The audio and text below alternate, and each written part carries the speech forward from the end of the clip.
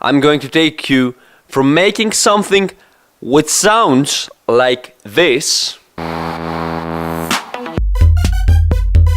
to sounding like this.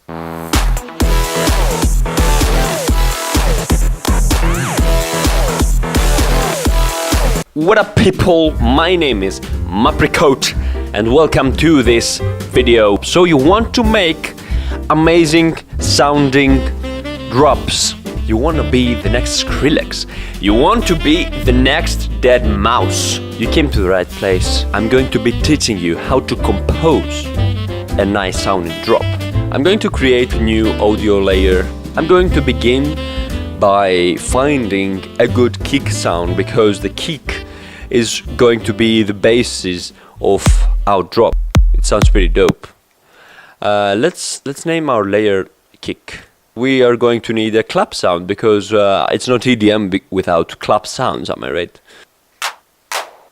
Oh yeah. Let's name this layer clap.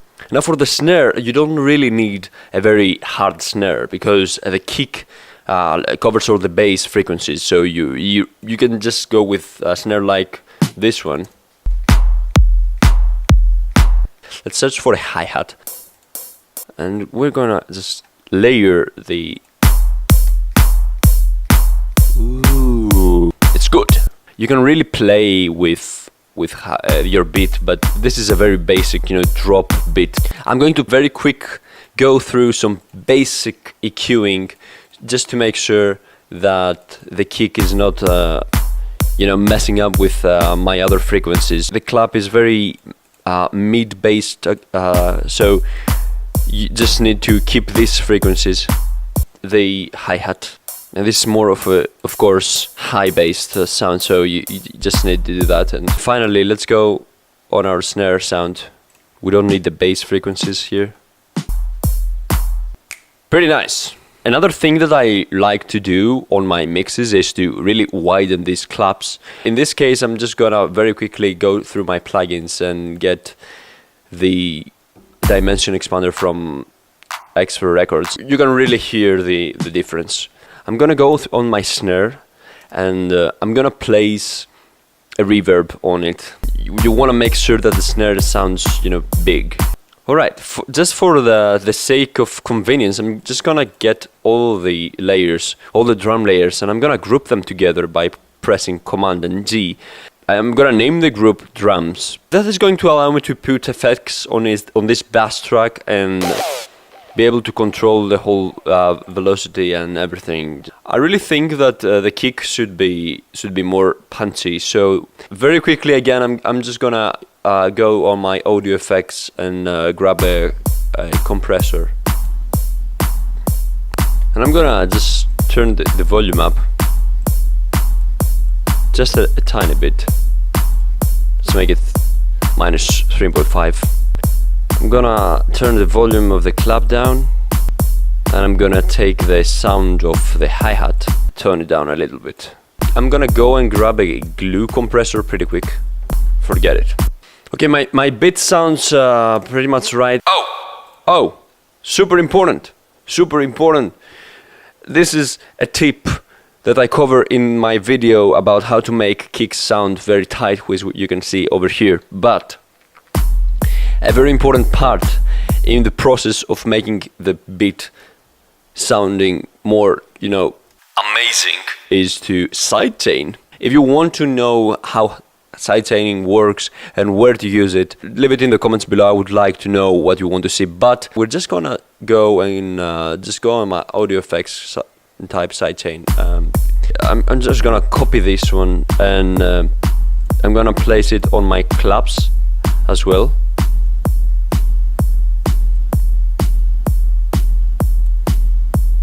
This is going to give my whole drum sounds a little bit more power, and it's going to make the kick sound a little bit tighter.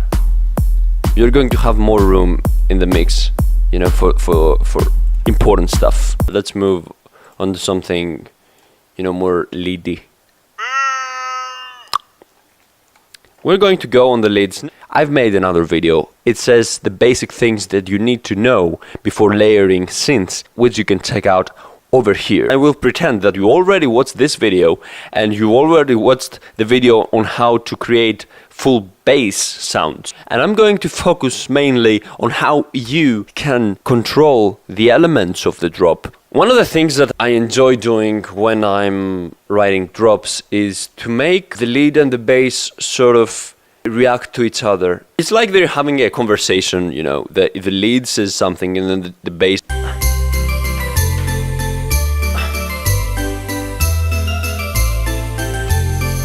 What I like to do most of the times is just start from the bass and really make a bass melody that can complement the... Fuck. You can see how just making the rhythm flow creates something, you know, more of a, you know, you want to dance.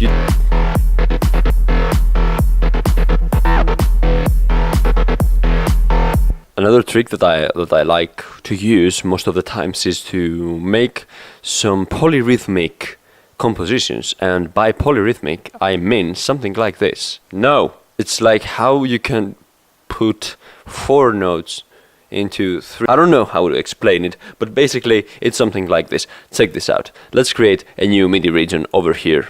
And let's make this. Let's make this. So you're going to turn your grid into a 16-note grid, and you're gonna put a note, and then you're going to leave 2 spaces and put another note, and then you're going to leave 2 spaces and put another note, and then you're going to leave 2 spaces and put another note, and it all sounds like this.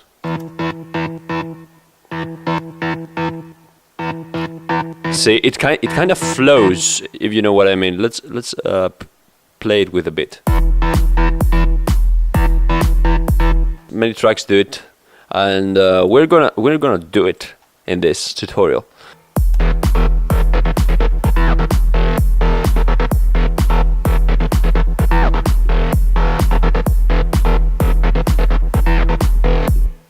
Sounds pretty dope.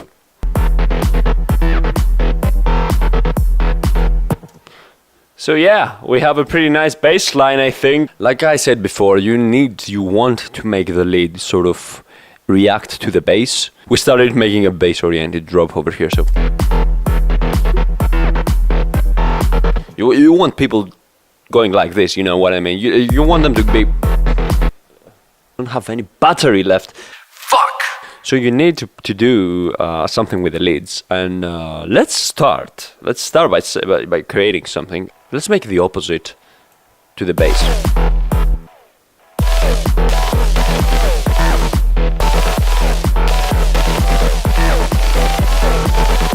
Okay, it seems that we're clipping. Oh my god. You hear that? You hear the beauty? I want this to be, you know, like quick, so let's switch it. So you can see that the bass and the lead work together in some way, and they make something beautiful. They make something amazing. I don't like the ending here, so okay. If we take it and move it 1 step upwards. So now is the time that we need to play with chords to make the sound more fuller. One thing that we can do is just duplicate the whole thing. And don't get me wrong, I have no idea of music theory. You just go with things that sound right.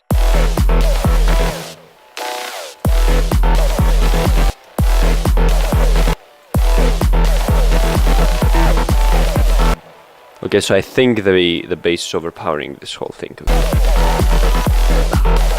Okay. Since I don't want to make this a feature film, I need to make things a little bit more fast. As you probably know, you can get nowhere on an EDM song by writing just 2 bars of drop. So this is just, it's not that much. So we need to extend this and make it double. Let's focus on the drums first. I'm gonna solo the drums. So we need this. This is the part when we need to make everything more, you know, poppy. So, okay, let's get this hi-hat and. Okay, that's it.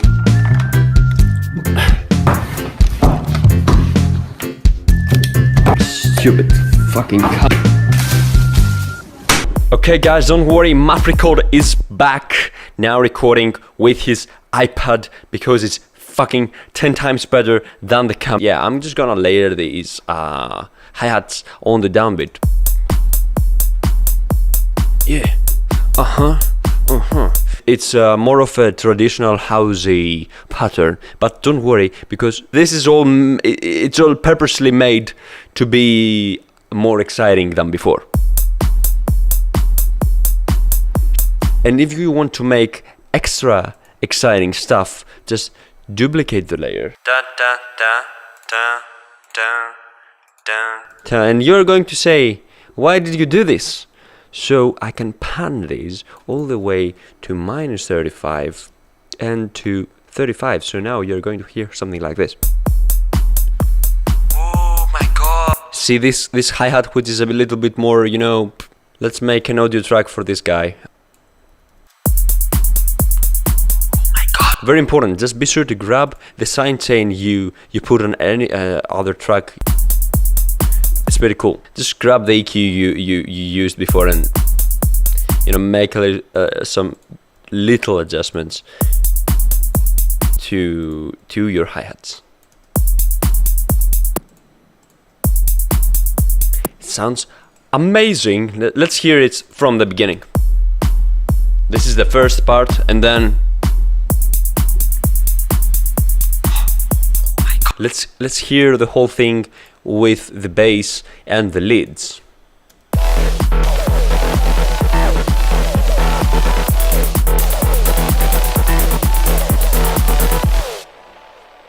Now that I hear it, I actually don't like it. Yeah, some very important stuff. I didn't remember if I told you, but be sure to always use some kind of sidechain compression on your bass and your leads because you don't want them to interfere with your kicks. The claps are too low. I would go as far as to deleting the first claps.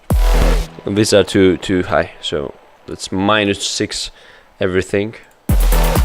Sounds really dope. Now, first thing, in this case, I'm going to be working with the leads because we need to differentiate what the lead plays in the second verse. So let's see. We need to make it more exciting. So let's try this.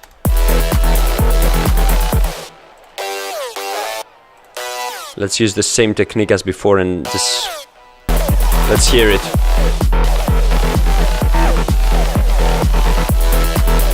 Yeah, something like this. You can really go crazy with this, so you can create a whole new rhythm.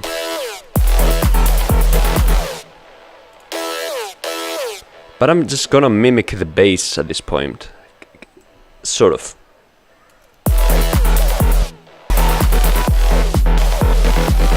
We're clipping once again. So now we're gonna change the bass in correlation with the leads. So let's see what we can come up with. Let's forget everything we knew and start from the beginning. Let's make it so that the bass is like more of a in-your-face thing, like.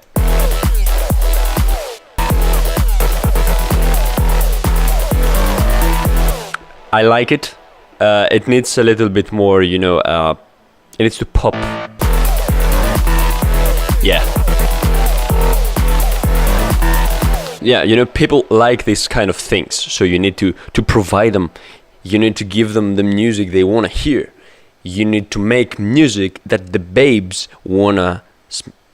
You need to make the music that the babes are gonna wanna.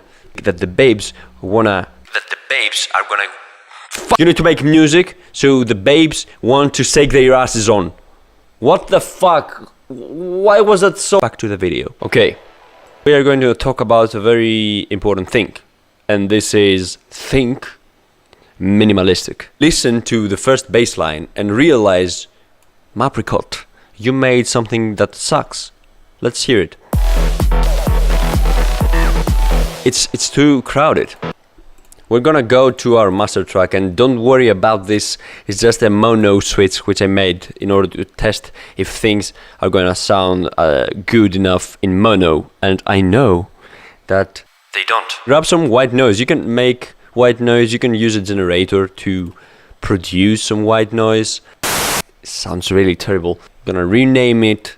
I'm gonna use an EQ. We don't want all this mess. We just want the good part, which is this. We need, and this is very, very important, in order to give it that pulsing effect, that, yeah, we need to get our glue compressor, our, sidechain, whatever thingy, and just put it on our white noise, and let's see.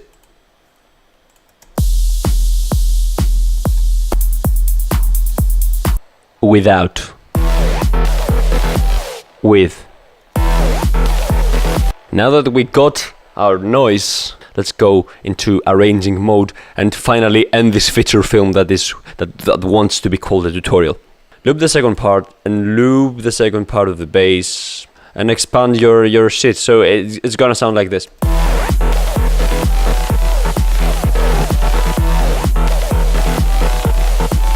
And here it comes.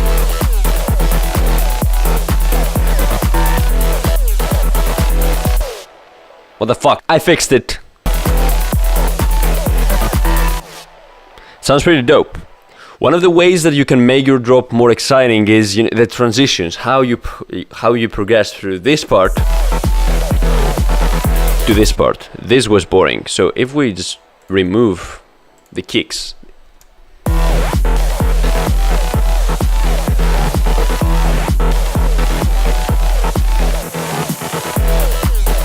see what happened there? If we take this out, we have something going on if we just remove something of the lid.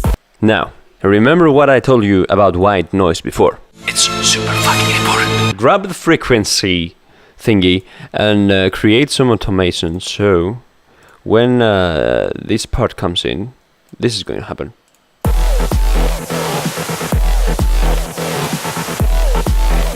I'm gonna go ahead and delete some of the bass as well. Okay, to make some final touches to our drop, I'm gonna take a final synthesizer and just put it on the second part of the drop to make things more exciting. I'm gonna grab my favorite synthesizer. You can grab your own. Let's see how that works.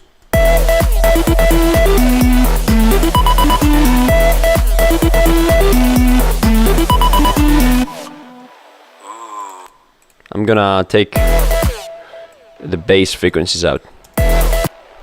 Let's make it a little bit not that loud. This is it. Let's go and hear our super awesome drop.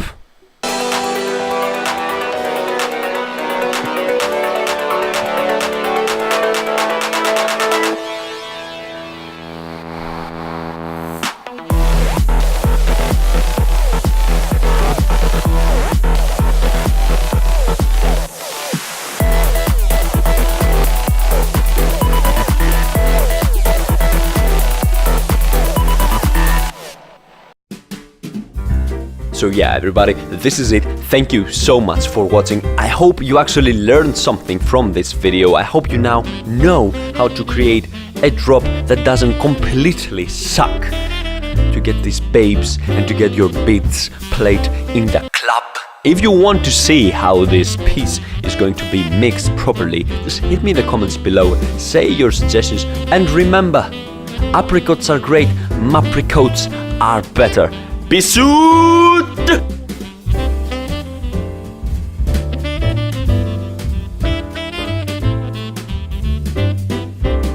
Fuck, I need to go to get the camera right now. Fuck.